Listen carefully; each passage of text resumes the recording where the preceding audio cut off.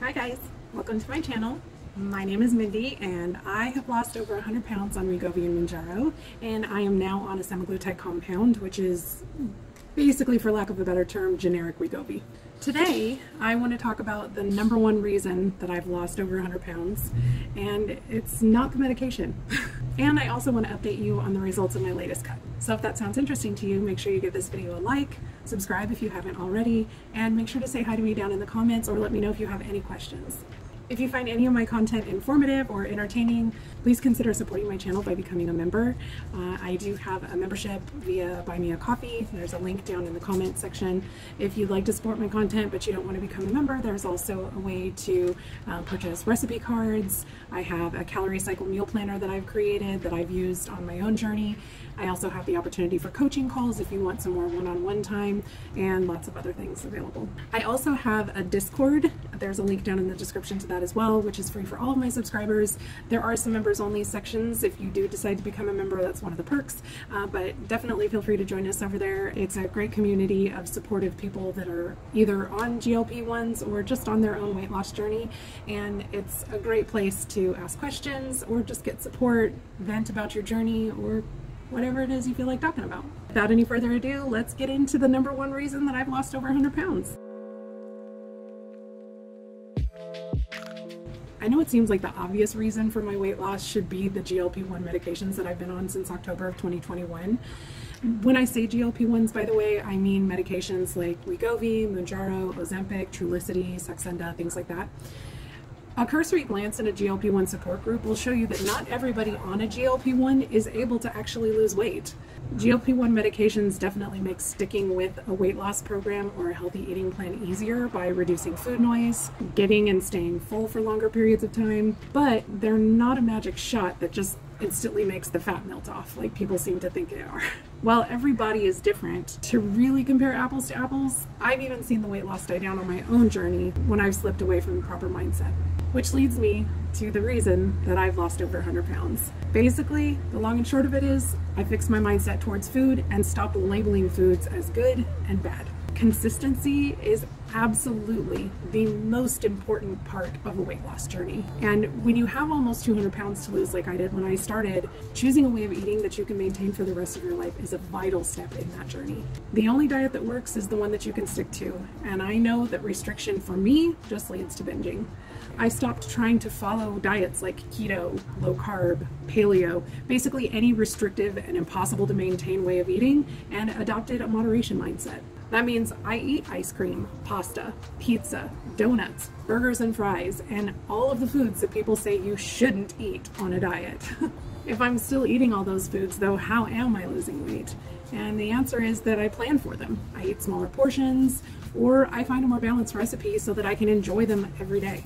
As long as the food fits in my calorie goals, I eat it without guilt, without shame, without a second thought. Having this kind of mindset change means that I'm in a healthier headspace and I'm less likely to seek food for comfort, which is frankly how I became morbidly obese in the first place. As a result of knowing I can eat whatever I want, whenever I want, I have gradually and naturally started craving healthier foods on a more regular basis. So I prioritize protein because I know it keeps me satisfied and it prevents my body from cannibalizing muscle tissue for fuel instead of body fat.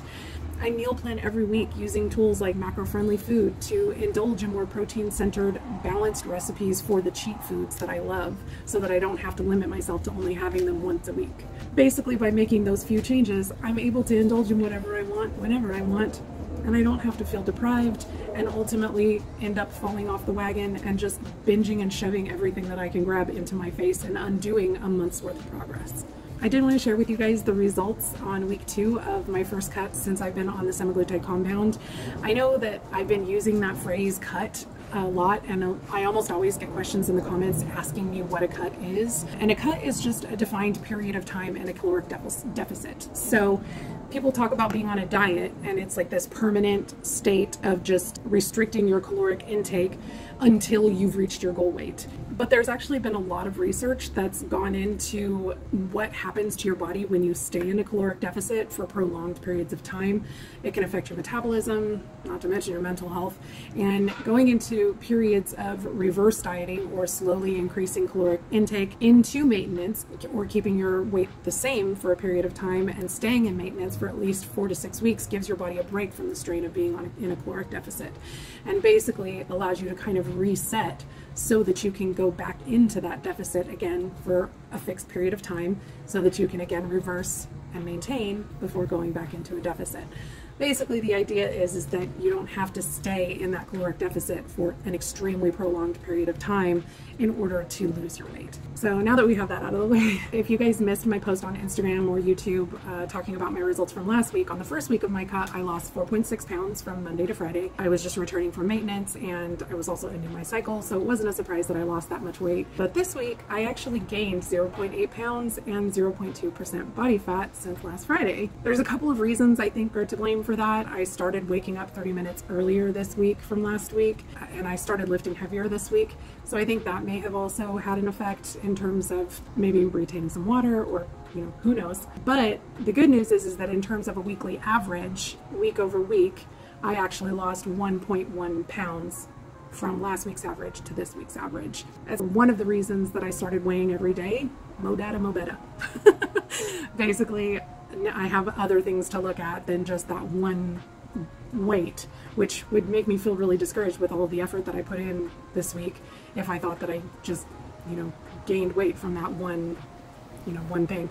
Also, yesterday I weighed the same thing that I weighed last Friday. Since the start of my cut last week, I've lost 3.8 pounds in 2 weeks, which is a 1.9 pound per week average, which is still very respectable. It's very close to that, you know, 0.5 to 2 pound average that they, whoever they are, the mysterious experts, that they say is, you know, a good gauge for healthy weight loss. And in total, since October of 2021, I have lost 100.2 pounds. If you've been following me for a while, you'll know that that's 10 pounds up from my lowest weight, and that came during my maintenance after my last cut. I took a trip to California and then had a period of depression where things did not go well for my mental or physical health, and basically I'm still kind of recovering from that a little bit. Around here, we don't just use weight as a measure for success though, because if that was the case, then I would be really, really frustrated with that 0.8 pound gain. Some non-scale victories that I had this week was that I continued with strength training, and thank goodness my muscles weren't anywhere near as sore, so my body is starting to adapt to that strength training and putting on that muscle without being so sore all the time. I also increased the amount of weight that I was lifting on most of my exercises, and I increased the range of motion on almost all of my stretches. I still maintain doing over 7,500 steps a day. In fact, some days I went over 8,500 steps a day, and I started walking some longer distances in the morning, which was really nice. Since I started waking up 30 minutes earlier, it's actually quite a bit cooler in the morning, so we've just been enjoying a little bit longer of a walk in the morning. Kind of the last big non-scale victory was that I went out to lunch with a friend this week, and even though I had pre-logged all of the calories from the meal that I knew I was going to order, when I got to the point that I could tell that I was full, instead of just powering through and just finishing the food, I decided to pack it up and put it away for later, which is a huge victory for me, because even though I knew I had the calories to eat the whole thing, I still listened to my body and I stopped when I had had enough.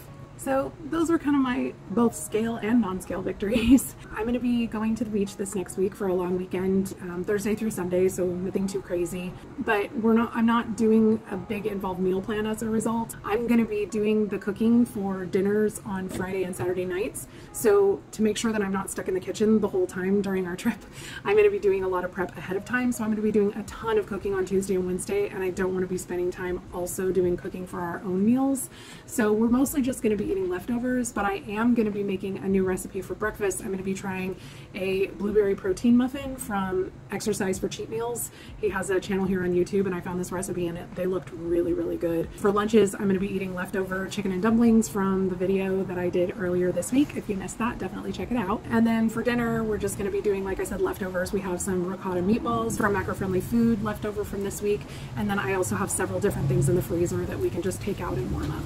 My dessert for this week, or snacks, however you want to look at it, are some oat bars from Felu. I don't know. I'm probably saying his name completely wrong, but it's another channel here on YouTube, and I will make sure to link all the recipes that I can down in the description below. I have mentioned macro-friendly foods a couple times in this video, and if you've been around, you've heard me mention them a ton of times, but macro-friendly food is just a recipe subscription meal planning app that has over 700 high protein recipes, and they are all very quick, easy, family friendly, no special ingredients, just really, really good recipes. It's $12 a month for the subscription. I have a discount code down in the description that'll give you 10% off your first month, but it is worth every penny. If you decide to do the 3-month option, it's $30 and you'll get the 10% off the full $30 amount. So you'll save a little bit more if you do it that way. I definitely highly recommend them. I love it. I use it every single day. It's just fantastic for a weight loss plan.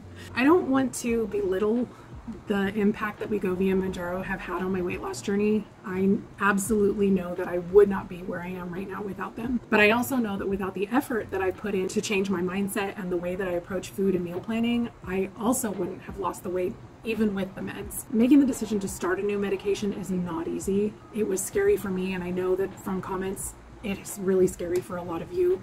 And it often prompts a lot of criticism from other people for taking the easy way out. But I just want to say that there has not been anything easy about this weight loss journey. I have had to fight for every pound that I have lost, some of them more than once. I am correcting a lifelong pattern of unhealthy habits, which is not easy, and it cannot be done with the medication alone. So if you're considering starting a GLP-1, or if you're already on one and aren't seeing the results that you hope for, I really hope that my experience helps you understand that there is more than one way to approach losing weight, even on a GLP-1. You don't have to eat low carb to lose weight. You don't have to give up all of the foods that you love if you learn how to change your mindset towards them so that you can eat them in moderation. All right, that's it for me today, you guys. I hope you enjoyed this video. If you did, again, please give it a like, subscribe if you haven't already, and I will see you in the next one.